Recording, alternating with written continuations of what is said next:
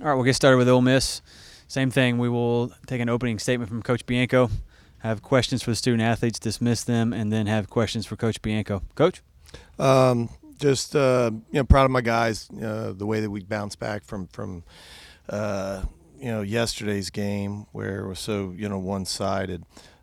Needed a huge performance on the mound, and Doug gave us that.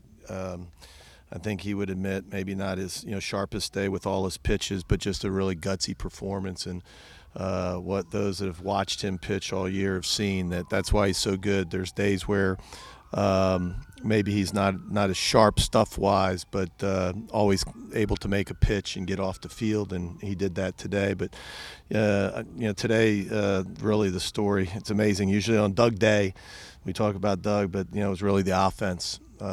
Starting with Zebo, huge home run after they got two in the first. I thought that was big, and then we were able to continue to extend it with homers.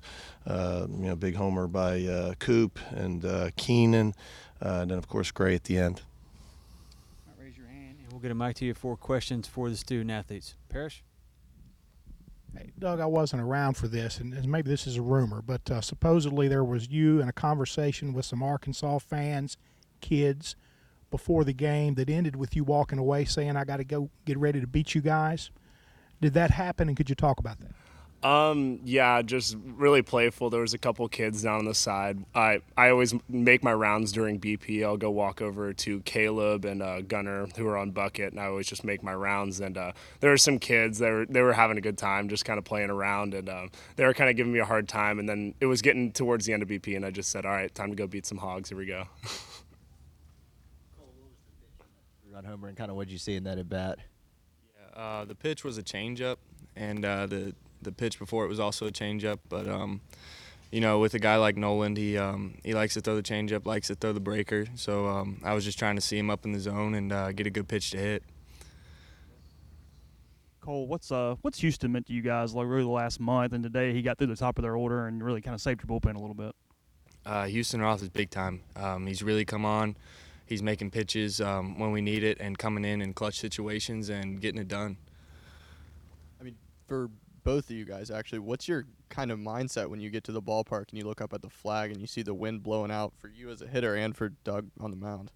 Yeah, you want to go first? Yeah. It's just keep the ball low, focus on really making pitches, and then trying to extend it when I get ahead in the count, because you can make some mistakes and then just get lofty fly balls because you're trying to go up in the zone, and you'll get some guys to pop up, and then those balls will float out. So it's mostly just working lower in the zone. Yeah, for me, it's kind of the same. I'm just trying to hit the ball hard. The good part about the wind blowing out is if you miss it a little bit, it can still go. For both players, Gray mentioned yesterday how y'all play y'all's best with your backs against the wall. I think you're like 5-0 in your last 5 elimination games. What is it about this team that allows y'all to keep coming back and coming back? I think it comes from the challenges that we face throughout the season, and it just kind of puts us in that, when we get in that situation, we're able to handle it because we've been through it, and we have experience there. Yeah, building off what Zebo said, I think we perform best when kind of like the mantra to this whole postseason is like we don't know what tomorrow is going to bring, and we have to make sure that we do our jobs today, and we can't look past today.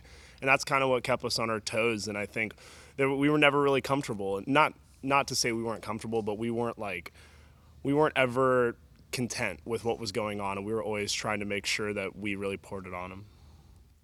Both guys with the game 3 tomorrow, you guys jumped on them today. The Razorbacks, they kind of got y'all yesterday. What can we expect? A lot of offense, or what are you guys thinking? Both guys, please.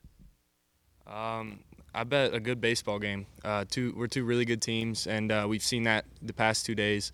We can both hit, we can both pitch, and we can both field. So tomorrow, I think it's going to be a good game. Both the teams are going to be on their toes. They're going to be really trying. They're going to be giving it their all, and everyone's trying to get to Omaha. So I expect the game to be a really good game, and I expect it to be just something that's going to be really special. You got out of that third inning with the bases loaded there? When the bases got loaded, I just it's better for me because now I know that they can't really score off anything unless they really get a hit.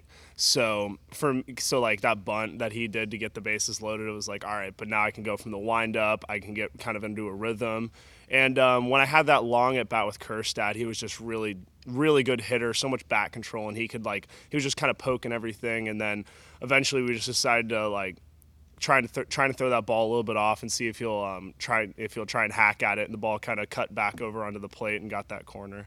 And then the next guy after that, it was just once the momentum was back on our side, then I just threw a changeup to get him to pop out. I guess for both you guys, I assume Gunner's going to go tomorrow. What do you feel? I mean, how do you feel about him going in a winner-take-all game? We have a lot of confidence in Gunner. He's been there all year, and he's a big-time player. He's going to be able to make pitches and get the job done. Yeah, like Zebo said, I think he's become a guy that lives for these moments at this point, and I think he's going to really rise to the occasion, and he's going to just be stellar for us, give us a lot of good innings, and get the win. Any more questions for the student athletes? Gentlemen, thank you.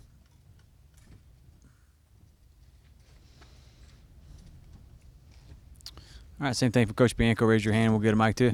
Right here. Is kind of the story today, but Houston on a day where the ball's flying out gives you guys 4 scoreless and kind of helps preserve the pen. Just what do you think of his outing? Thought he was really sharp today, and as you know, Brian, he's pitched really well down the stretch for us, and but that's as good as I've seen him against a really good offense, and just a good mix, with the fastball and breaking ball, and a handful of change-ups, fastball on both sides. He was really sharp today.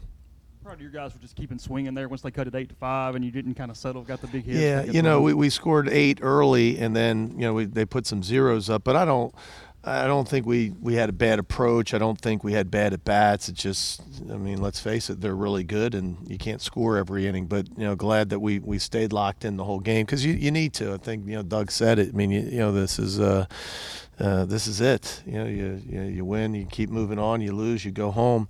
They know that. They don't need to be reminded that. But I was proud of the way we continued to swing throughout the game. Mike, you've had a lot of teams that are good in elimination games, but what is about this one? Is anything surprise you as far as how you good keep they've asking been? that question? I don't know if I can give you that quote that's going to make your story. I just know they're. I will say, one of the I think is a huge factor in it is when they don't look nervous. They look if you were in the dugout, they look like a team that's won 4 in a row or 5 in a row. They don't somewhere along the line, and we talked about it somewhere in the SEC tournament. We kind of found that, and maybe in the most pressure-packed parts of the game, they do play loose, and they do play with a lot of confidence. Mike, when you guys fall behind yesterday and you decide to preserve Houston and Austin and Parker and all those guys, is this kind of the position you were envisioning to have just most of your bullpen available going into the game tomorrow? Well, and part of it was to get Myers off the field and so he would be available in Game 3.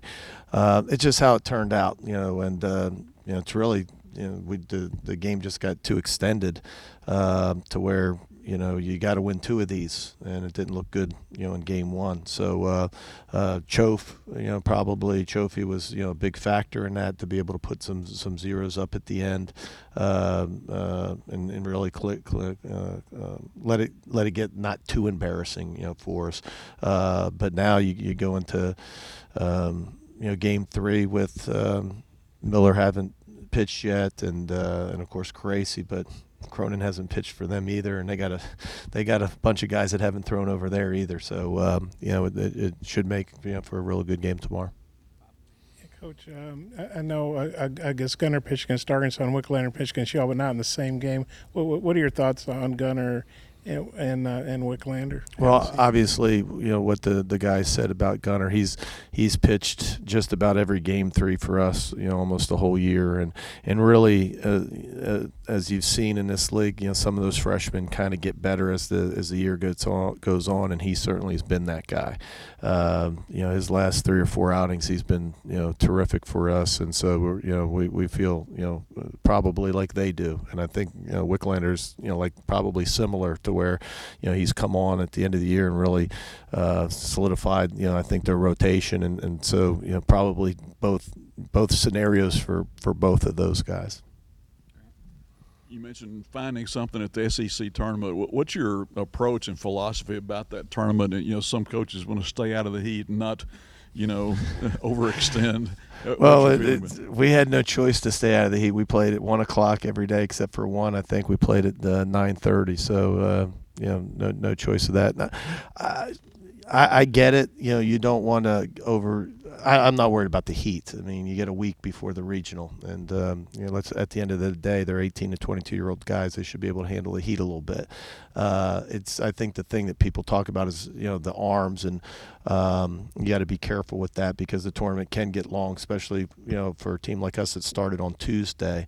But at the end of the day, it's an SEC championship, and we won it a couple years ago, and we know how special that is, not only for the players and the team and the program, but for the fans. And so, you know, I guess you ask the approach. The approach, I think, is to go win it. Any more questions for Coach Bianco? Coach, thank you. Thank you.